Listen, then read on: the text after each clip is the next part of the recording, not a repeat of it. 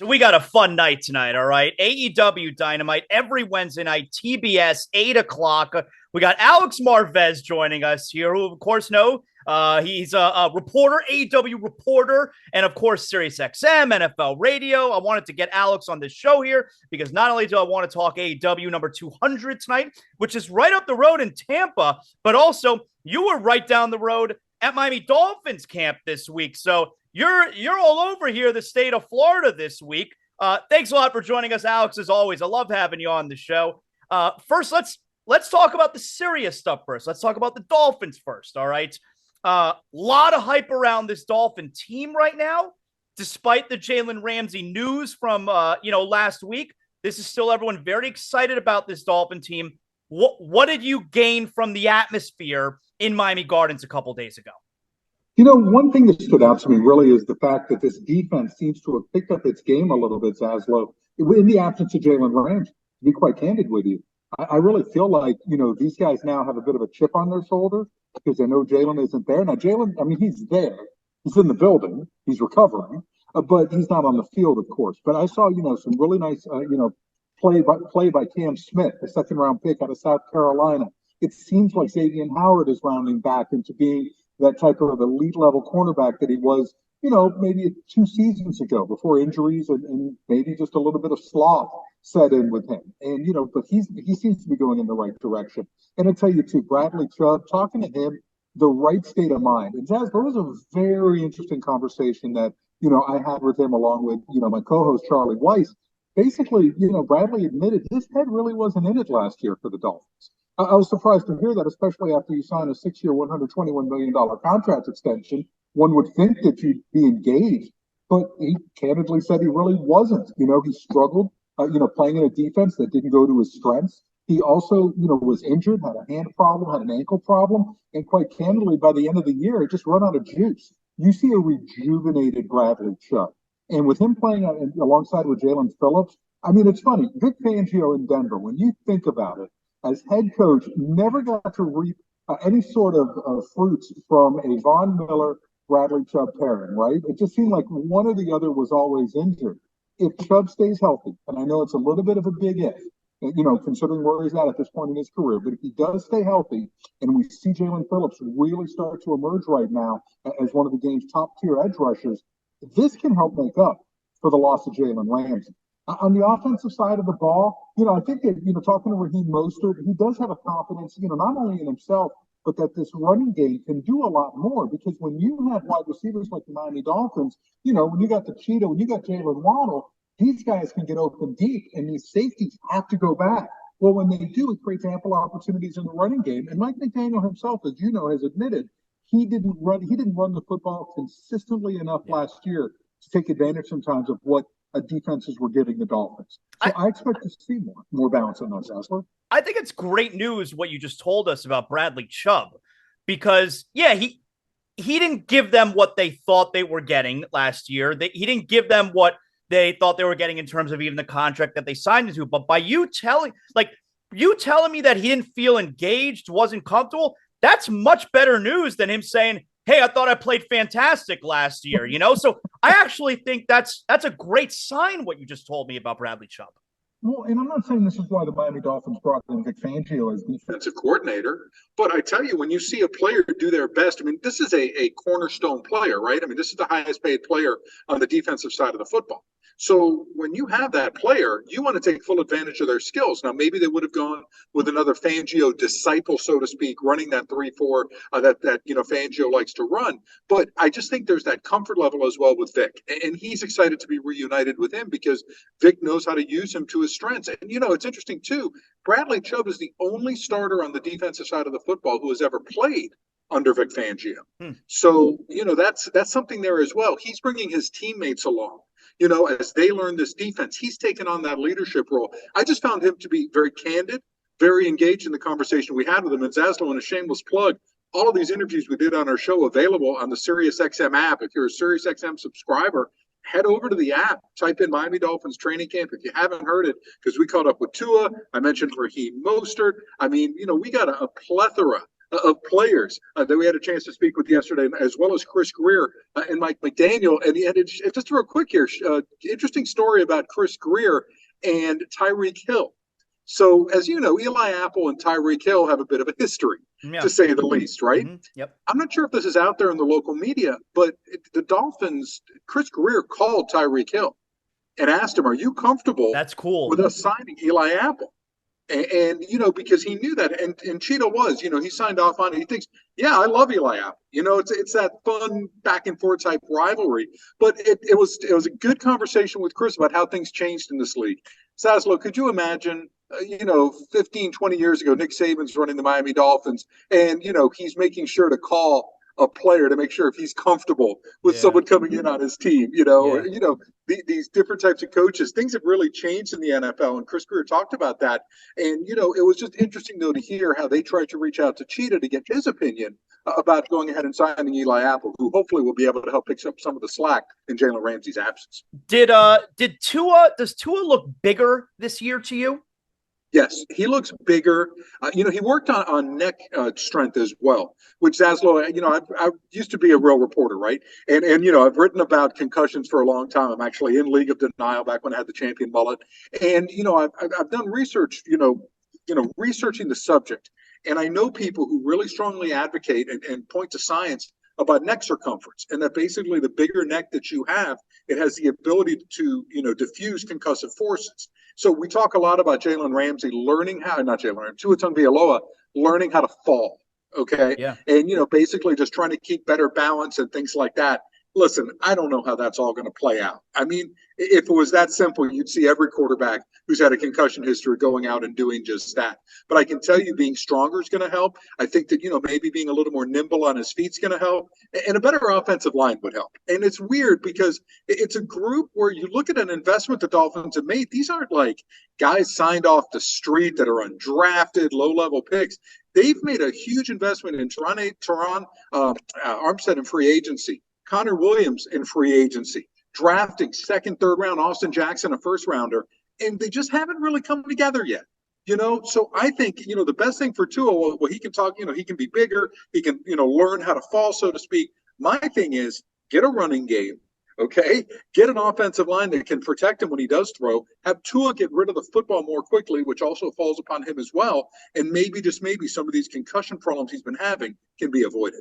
What do you make of what's going on with Dalvin Cook? Now, listen, for people listening right now, it's quite possible that Dalvin Cook has signed with whoever by the time you're listening to this. So we don't have that information just yet. But what do you make of the Dalvin Cook situation? Because based on what you just said, I think the Dolphins, the way that they played it is the right way. We see it's a position that the Dolphins are probably okay at right now, but it's also a position where teams don't want to pay the big money anymore. And we can get to that in a second. But the part that I find interesting is, wouldn't it almost make sense for Chris Greer to pay Dalvin Cook, to bring him in and pay him what he's asking for? Because that almost forces Mike McDaniel to say, hey, we got that guy right there, and the more you give him the ball, the better it's going to be for our quarterback. I almost feel like that could be a strategy from Chris Greer to force the coach to run the football by bringing in Dalvin Cook.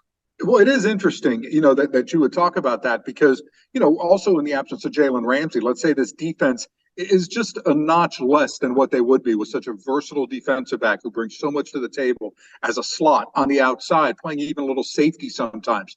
So maybe if you're able to field a running game, hey, if it's 6 more snaps a game, 8 more snaps a game that you're getting on offense, taking off maybe 2 more minutes off the clock, that's a huge deal. Now, in defense of Chris Greer, sometimes, Zaslow, we just don't know.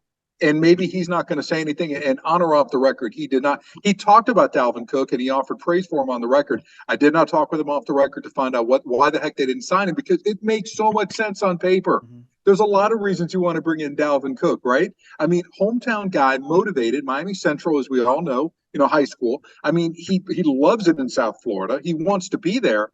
But what we don't know, for example, what are his contract demands? Are they truly exorbitant to the point that the Miami Dolphins feel it's just not worth that type of investment? Remember, he didn't sign instantly after visiting the New York Jets either. Right. And this was a team that had salary cap room available following that $37.5 million pay cut that Aaron Rodgers gave himself. So That being said, you didn't see him sign there. Is there something off the field that concerns them? Is there something from a medical standpoint that concerns them? We simply don't know because, Zaslow, I'm with you. It just makes too much sense to not have Dalvin Cook in a Dolphin, or it makes no sense to not have him in a Dolphins uniform. Also, what if he goes to the Jets and he ends up rushing for 1,200 yards or plays a huge part in that team actually taking the next step, winning a division, making it to the playoffs for the first time since Joe Namath played? I mean, that's going to be something where the Dolphins fans and management, ownership should look back and say, why didn't you bring in Dalvin Cook when he could have been a difference maker for us? So, Alex, before we get to AEW 200 tonight, Hall of Fame game is tomorrow. Most importantly, a guy that you covered for a long time on the Dolphins beat here in South Florida, Saturday afternoon, Zach Thomas is going into the Hall of Fame. I'm so glad. He's one of my all-time 3 favorite Dolphins players. I was on the radio on 790 Ticket for years talking about how could Zach Thomas not even get a sniff of the Hall of Fame. And finally, he's getting in. I want to hear some thoughts as far as your time covering Zach Thomas, the competitor he was, and why you think it took so long for him to finally get in. Well, a couple things about this. And by the way, Zaslow, since I'm going to be at the Pro Football Hall of Fame and I will be on stage for SiriusXM covering the Hall of Fame induction ceremony, I won't be at Dynamite 200. So I'm very depressed about that. I can still talk about it because I know, obviously, AEW inside and out, having been there since before day one. But I'm going to be able to see for up close and personal Zach Thomas get that bust unveiled and go into the Pro Football Hall of Fame. The thing is, there are great players in the NFL, and sometimes you have to wait your turn. And I think in the case of Zach Thomas, this wasn't a first ballot Pro Football Hall of Famer. He was, when we use first ballot designations, you really have to be someone who changed the game. And I can't tell you that Zach Thomas is a prototype for changing the game. And I'm not knocking him. Obviously, I voted for Zach Thomas. I helped present Zach Thomas. Armando Salguero did an amazing job. But Jason Cole and I, 2 former Miami Dolphins beat writers, pitched in and gave our reasons why we thought Zach Thomas should be in the Pro Football Hall of Fame. So sometimes you just have to wait. I mean, Zach didn't have to wait as long as others. Let's just put it like that. Ask the family about Kuchenberg. He was a finalist, I believe, 9 times. Never made it in the Pro Football Hall of Fame. And he was one of the greatest offensive linemen in the history of the Miami Dolphins, and one could argue even in the NFL.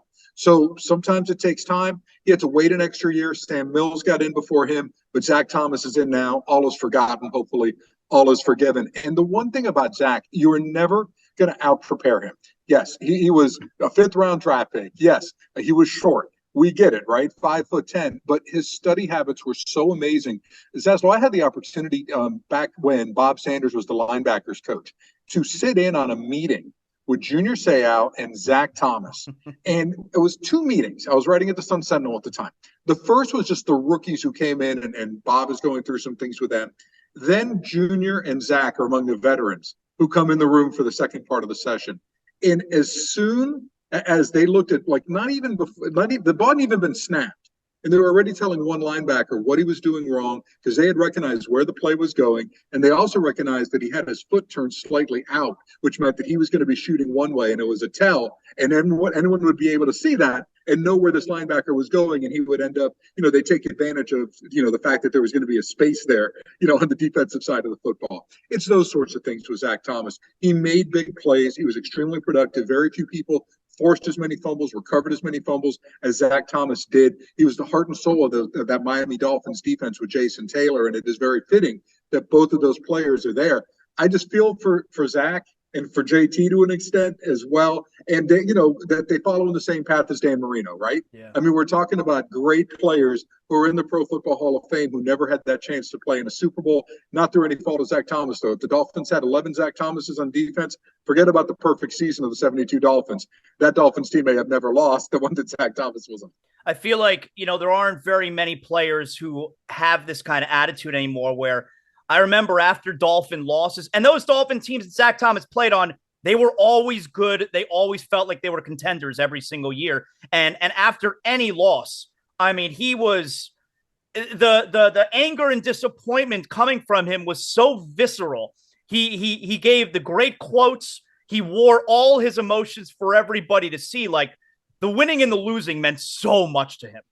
he cared. And I think that's the thing. And I think Dolphins fans respected that so much because they knew this was a guy who was trying so much and how devastating it was for him to lose a game and how it took days for him to get over losses. And I'll be candid with you too, Zaslow, and I'm glad that this has not been the case, but I have always worried about Zach Thomas' life after football because of the concussion issue. He seems and happy.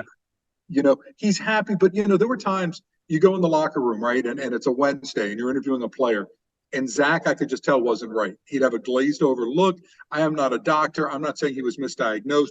Things were treated differently with concussions, by the way, too, in the early 2000s compared to where we are now. But I just always worried, were all these hits that Zach Thomas was taking going to have a negative effect on his life after football? Because I never wanted to see that happen.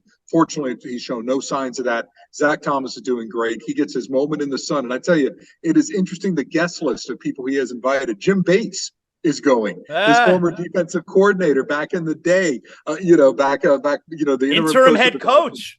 Yep, back in 2004. You've got a slew of people that are connected with him throughout his life who are going to this ceremony. And I just think it is going to be absolutely awesome for Zach and sort of an end of an era, I think, for the Dolphins as well. Because to be quite candid, I don't know if there's anyone else from that Jimmy Johnson, Dave Wanstead type of era that's really going to be getting any sort of consideration for the Pro Football Hall of Fame in the future. No, I think we're past it. Yeah, I think we're past it. Alex, AEW Dynamite, number 200 tonight. It's actually not too far from here. Yingling Center in Tampa. Very big show for AEW, which I think, look, wrestling goes in peaks and valleys, and I think right now AEW has gotten really hot again. And of course, coming up, later this month, you got Wembley Stadium, All In. So first of all, are you going to be at All In? How excited are you for All In? And second, just what's your favorite storyline right now going on with AEW? Well, first, I am all in. I will be going to London, even though I have to miss a couple of days of my NFL work on SiriusXM. They've been gracious enough to give me that time. And, you're talking more than 80,000 people are going to be at Wembley Stadium to watch AEW. And, this was a company that wasn't even in existence, 5 years ago at this time. How amazing is that? And the job that Tony Khan has done, obviously the founder and CEO of All Elite Wrestling. He's a visionary when it comes to the industry. And, and the fact that there's so much fun stuff right now to watch. I mean, personally, I've been trying to get the scoop. Chris Jericho, the Don Callis family, is he going to be joining? I can't get a straight answer from either of those guys. Don called me an idiot. Chris said I was, a fat-headed idiot. Just painful to watch. But I think there's a lot of intrigue there because Chris Jericho, let's be candid, it has not been the year of Jericho in 2023. A lot of losses this year, and for Don, he's looking for new members for his family as he is split off from Kenny Omega. So I think there's some real intrigue there. Is the Jericho Appreciation Society going to break up? Is Chris Jericho, or would some of them follow Chris Jericho into the Don Callis family? So I think that's something to watch. I've really enjoyed the launch of Collision and the return of CM Punk. Collision I'll tell you, Alex, I was very skeptical, especially because, look, it's a third weekly show and it's Saturday night, which is the worst television night of the week. I got to tell you, Collision is a fantastic show. I've been very pleasantly surprised with Collision. And Zaslow, you and I are of an age to have remembered wrestling from, years past. What I enjoy about this show is a feel from a bygone era. And this is not a knock on Dynamite because I love me some Dynamite. That's really where I make my home at AEW. But you notice the matches are a little bit longer that take place on Collision, right? You have a chance to do more storytelling in the ring. You have a two-man announce booth. And I think that's something that's benefited. You give some things maybe a little bit more time to breathe on Collision than you have. And you also are seeing some folks back who we haven't seen in a little bit. Yeah. And I think there's some wrestlers, to be candid with you, who really benefit from having the ability to do longer matches. FTR would be a perfect example of this, right?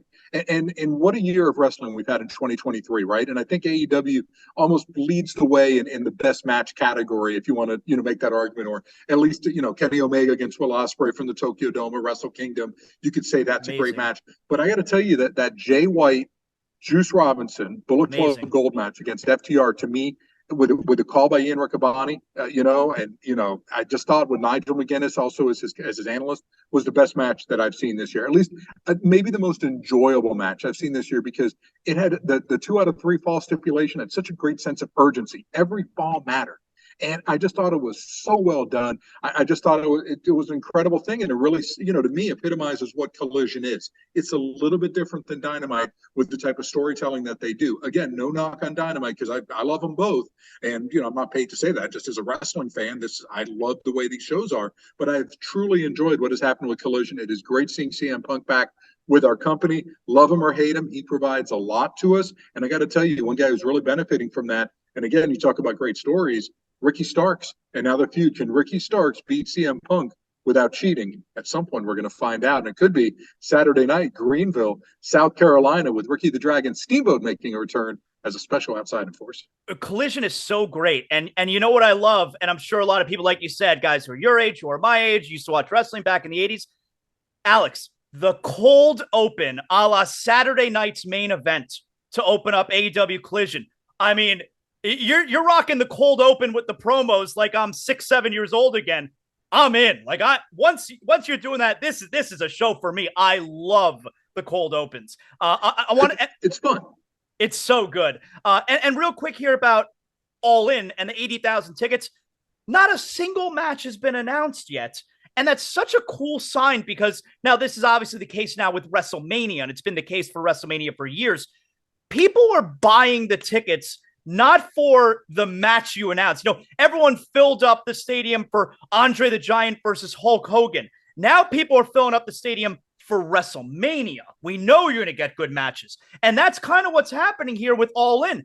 80,000 tickets are bought. We have no idea what the matches are going to be. People are buying it because they trust the brand.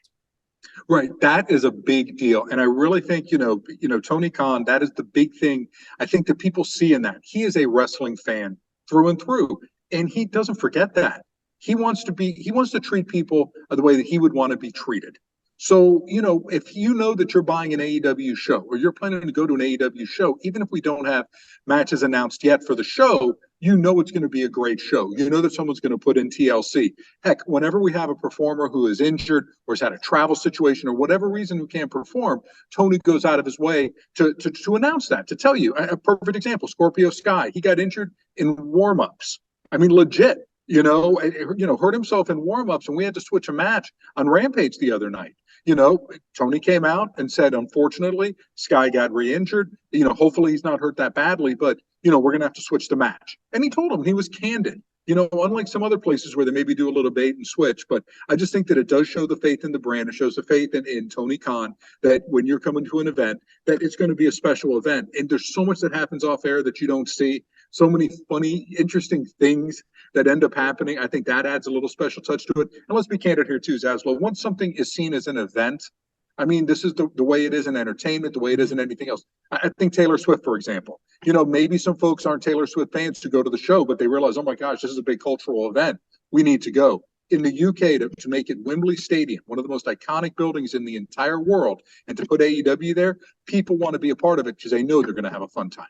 I don't know how you have all the time, Alex. All right. Like you got to cover the NFL. You certainly got to watch all 3 shows that AEW is putting on television every single week. I don't understand. How do you make the time? I have trouble keeping up, and I'm not you. I'm trying my best. And, there's a lot of passion that goes into it. And candidly, I try to watch every single NFL game. I mean, at least a snippet of it. I mean, on my Sundays on DirecTV, it used to be DirecTV, but, that 8-box that they would have, I would watch that to at least catch, and follow the best game as the games unfold. But that's what you try to do. Look, in this media business, you have people who regurgitate information. You have people who mooch off of others. While I do some of that, to be quite candid with you as a radio host, I do try to provide my own insight, my own opinions on things. And that means you got to put in the time, Zaslow. And I try to do the best that I can, doing wrestling, AEW, doing NFL, and being a dad. And, I'm doing the best that I can. I don't know if I can do it forever, but I'm really trying now. And, of course, I make time for you, Zaslow, because you are the best at what you do. Thank you very much. Real quick, outside Tony Khan, who's the biggest NFL fan in that AEW locker room? Like, who wears it? Well, Daddy Magic, Matt Menard, and I. I love that guy. I think he should be on TV more. I love that guy. I'm telling you, and, he abuses me on the air, but then off the air, all he wants to do is talk about the Kansas City Chiefs, wearing me out. Actually took him to Chiefs facility. He got a tour of Arrowhead Stadium. He is so passionate about the Chiefs. Chris Jericho, a big Minnesota Vikings fan. Don Callis, an even bigger Minnesota Vikings fan. Okay. Don is into NFL. So I say that those are the guys who really, really, are extremely passionate about it. Tony Schiavone used to be passionate about the University of Georgia, and I'm glad he's not anymore because I don't want to have to hear. And I get Punk enough only abuse as a Punk game. only cares about hockey, right? That's all he cares Punk's about. a hockey guy. Yeah. Alex, tell everybody where they could obviously see you, AEW, and hear you, SiriusXM NFL Radio. Yeah, I mean, my schedule's crazy. Like, I'm going to be at Atlanta Falcons camp today. So I'm going to be doing, Atlanta Falcons show. That'll be up on the SiriusXM app on Tuesday. I was at Carolina Panthers training camp. So I try to put my schedule up on X at Alex Marvez. Twitter is dead. It is X at Alex Marvez. And of course, you can follow any of these training camp shows on the SXM app. Type in the name of the team. We'll have all 32 teams covered by the time the preseason is done. So I think that's something you'd enjoy. AEW, obviously, if you want to go to a live event, find out where we're going, AEWTix.com. Obviously, AEW big on Twitter, or it used to be Twitter. Now it's X. But you could follow us there as well. And I'll be sneaking around trying to get to the bottom of this Jericho Callis thing as time goes on. Awesome. Great job, Alex. I appreciate you hanging out with us today. Thank you. Thanks, Aslan.